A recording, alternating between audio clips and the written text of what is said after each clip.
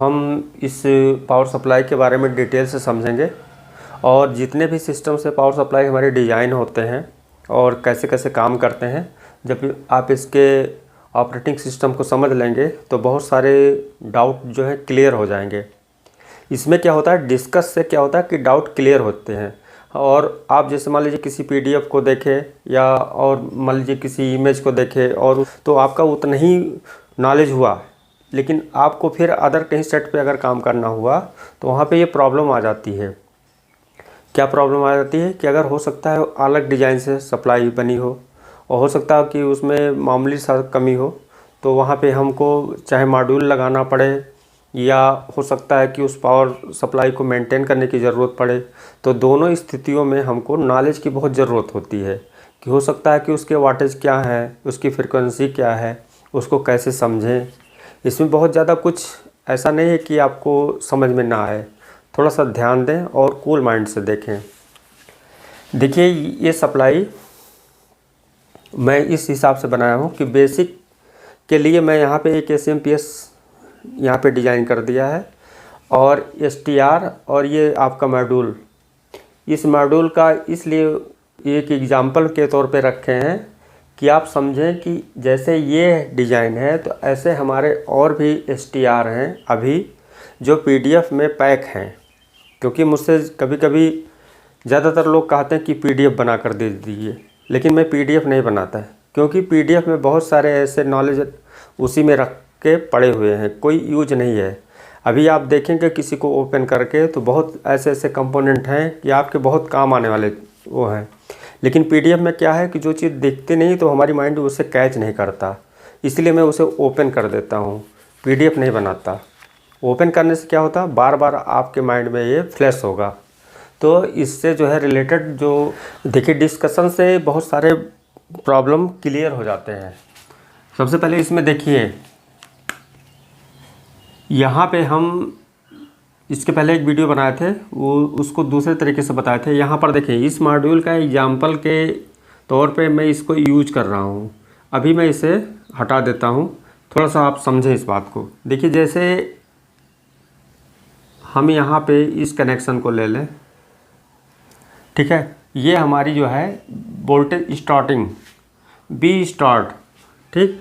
अब यहाँ पे हम जैसे इसकी स्टार्टिंग यानी ये जो STR है इसकी स्टार्टिंग यहाँ से हम ले रहे थे, तो ये सप्लाई हमारा एक बेसिक हो गया। जैसे ये ट्रांसफार्मर एक बेसिक, तो ये हमारा ये भी ब्रिज भी एक बेसिक, इसे हम चेंज नहीं करेंगे। इस फीडबैक ये जो हमारा एक्सियल रिबाइंडिंग है इसे हम चेंज नहीं करेंगे। ये हमारा जो फीडबैक देता है इस सिस्टम को हम चेंज नहीं करेंगे। तो ये बेसिक ये हो गया, एक बेसिक ये हो गया, एक बेसिक ये हो गया। चेंजेस क्या है उसी चीज़ को हम समझेंगे।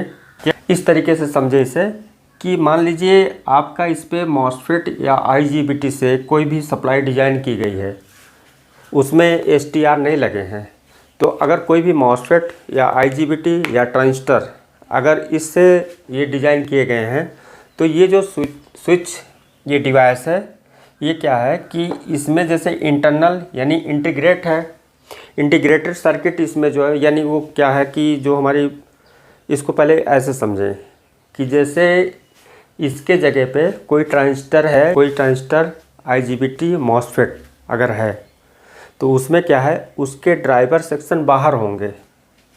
यानी जैसे इसमें इंटरनल सब कुछ है तो उसमें बाहर होंगे। बाहर में क्या है कि बाहर में उसके मैनुअली आप सर्किट को चेंज करके, यानी जो ड्राइवर है उसमें मैनुअली चेंज करके आप उसके फ्रीक्वेंसी को चेंज कर सकते हैं। तो उसमें बहुत सारी चीज़ें हैं, आप मैनुअली उसे चेंज कर सकते हैं। इसमें क्या है STR में सब कुछ जो है जो बाहर थे यानी जो ड्राइवर सेक्शन वो सब कुछ इंटीग्रेट हो गए। यानी इंटीग्रेटेड सर्किट का मतलब वो जैसे IC को इंटीग्रेटेड सर्किट कहते हैं, तो किसी चीज़ को अंदर इकट्ठा मतलब एक जाल होता है उसी रूप में बनाना, ये जो इंटीग्रेटेड कहलाता है। तो इसके अंदर जो है पूरे सर्किट को इंक्लूड कर दिया गया है अंदर। अब उसमें मेन पॉइंट को निकाल लिया गया है। ऐसा क्यों किया गया है कि हमारी जो टेक्नोलॉजी है वो एकदम फ्रेश क्लियर रहे। जैसे उसमें क्या होता था कि जब हम बाहर, हमारे बहुत सारे कंपोनेंट होते थे जो हमारी पुरानी डिज़ाइन थी, वो एक जो डिज़ाइन करने वाले थे अलग थे, लेकिन जब उसके जगह पे कोई अदर आए तो वहाँ पे जो अपग्रेड हुआ, तो ये अपग्रेड क्या होता है इसके बाद नेक्स्ट मतलब उससे बेटर। तो बेटर में क्या होता है, ये निकल कर आता है। इसमें क्या होता है कि हमारी टेक्नोलॉजी ईजी भी हो जाती है, आसान भी हो जाती है। जितने भी आपके कठिनाई थे कि मान लीजिए कहीं कोई हमारा रेजिस्टेंस या पीएफ, जो बहुत सारे जो जाल होते हैं उसमें अगर कहीं एक हमारा रेजिस्टेंस ख़राब हुआ तो उसमें ट्रेस आउट करने में और बहुत सारी प्रॉब्लम आते थे। तो यहाँ पे आपको वो सारे प्रॉब्लम ख़त्म हो गए। आप थोड़ा थोड़ा इसको समझेंगे तो बहुत ज़्यादा आप जान जाएंगे इसके बारे में। तो ये हो गया हमारा बेसिक जो आपको बताए हैं। अब यहाँ पर देखें, जैसे ये 5L0380R, इस पे भी आपको ध्यान देना है। जब आप कंपोनेंट खरीदेंगे कोई भी इलेक्ट्रॉनिक डिवाइस अगर लेते हैं कोई भी कंपोनेंट, तो उसमें देखिए एक ब्रांड होता है, कंपनी होता है। जैसे यहाँ पर देखिए एफ है, किसी में आप देखेंगे डब्लू है।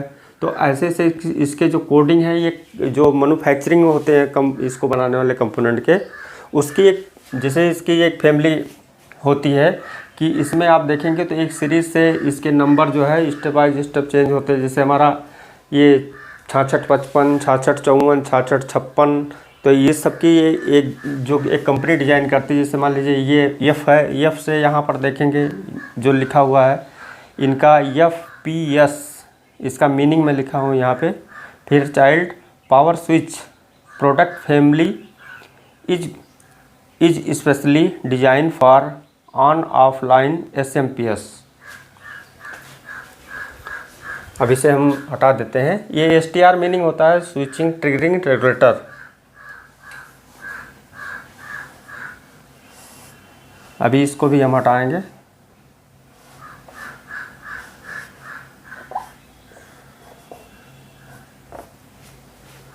इससे क्लियर रहेगा।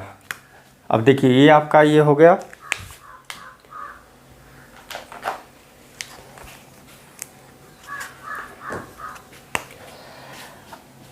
अब यहाँ पर आते हैं, ये जैसे फीडबैक है, फीडबैक को यहाँ से यहाँ पे जाएगा, यानी फीडबैक हमारी यहाँ से मिल रही है। अभी हम आपको फीडबैक के बारे में भी बताते हैं। ये हो गया, मान लीजिए ऐसे इधर ये क्रॉस कर जाएगा इस लाइन को। फिर ये दूसरा आ जाता है यहाँ BCC हम यहाँ से ले लेंगे किसी एक पॉइंट से, जहाँ ये जाकर सीधा टच हो। जैसे यहाँ पे टच हुआ, अब इसको हम यहाँ पे, इसको यहाँ पे ऐसे क्रॉस करते हुए, अब ये आपका यहाँ पे ये BCC हो गया। इसके इंटरनल जो सप्लाई मिलेगी उसके लिए ये क्या हो गया, FB फीडबैक। ठीक, अब यहाँ पे आ जाता है इसका ड्रेन की सप्लाई, जो कि ये स्विच करा, इसके जो आगे होगी वो एक बाइंडिंग होगी जो SMPS की, जहाँ से हमारा 300 वोल्ट इंटर होके आउट होके जिस बाइंडिंग से आएगा वहाँ पे ये जुड़ेगा। अभी ये इससे जुड़ना चाहिए क्योंकि यहाँ से ये जो है 300 वोल्ट इंटर हुआ है, यानी इसमें इन हुआ है, इन होके इस बाइंडिंग से आउट हुआ है, यानी यहाँ से आउट होके जैसे इसमें यहाँ पे जा रहा है इनपुट में, अब यहाँ पे हमारा ये ड्रेन पे जाएगा।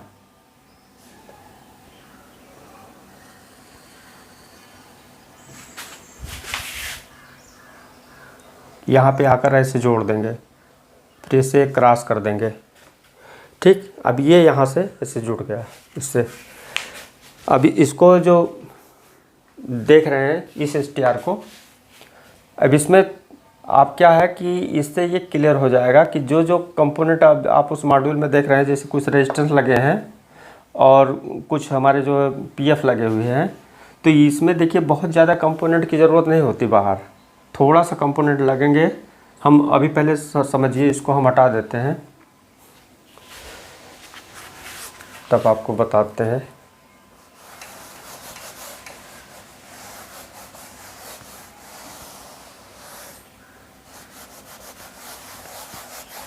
देखिए इसमें क्या है,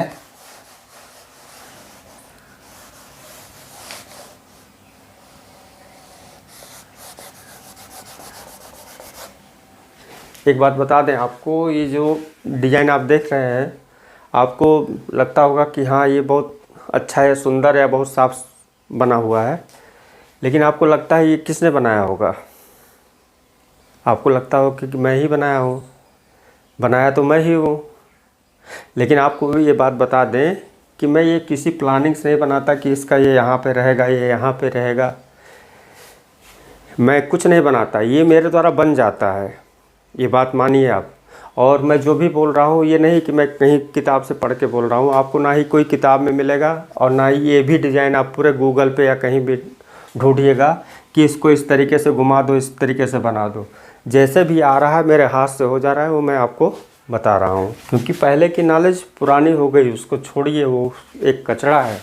क्योंकि कोई भी ज्ञान अगर समय से यूज नहीं होता है तो एक कचड़े से ज़्यादा और कुछ नहीं है। जब आप उस कचड़े को साफ़ करेंगे तभी नए जो है नॉलेज आपके माइंड में इंटर होंगे, तब उससे कुछ नए काम होंगे। अब देखिए यहाँ पे इसको समझें, फिर हम नेक्स्ट की हमारी जो टॉपिक होगी वो मॉसफेट पे होगी। मॉसफेट पे बहुत सारी चीज़ों को आपको क्लियर करेंगे। इसमें भी आपको कई टेक्निक बताएंगे, किसी पावर सप्लाई को कैसे उसके एम्पियर को बढ़ाया जा सकता है और कैसे हम आगे बताएंगे टॉपिक पे। देखिए ये STR जहाँ 4 पिन पे डिज़ाइन किया गया है, जिसे आप अभी किसी ने कमेंट किया था 55, हाँ 6655। देखिए कोई भी नंबर लिखे तो उसके आगे का कोड ज़रूर लिखें। जैसे हमारा यहाँ पर देखिए ये आगे का कोड है। अब आप केवल इतना लिखें तो इसमें मॉसफेट भी हो सकता है, IC भी हो सकता है, तो इसलिए आगे का कोड बहुत ज़रूरी होता है। जैसे 6655 लिखे हैं आप, तो उसमें देखिए एक W सीरीज़ का होता है, एक हमारा और भी जो एक कोड होते हैं आगे। तो जैसे 6655, 6654, 6600, तो ये क्या है, एक फैमिली है। और इसमें क्या है कि ये जितने भी हैं, ये सबके जो डिज़ाइन किए गए हैं एक वाटेज और एक फ्रीक्वेंसी से, ये मतलब एक फिक्स फ्रीक्वेंसी से डिज़ाइन किए जाते हैं। क्यों?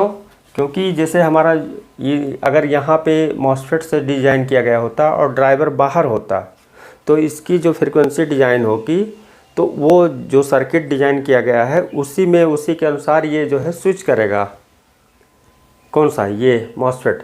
लेकिन इसमें इंटरनल है। अब इसकी स्विचिंग किस पे डिपेंड करेगी? यहाँ फीडबैक से डिपेंड करेगी।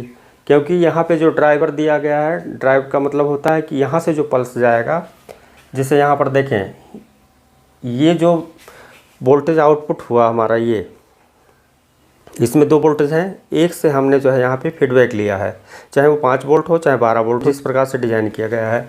अब इसमें क्या होगा कि इसको इस तरीके से समझें।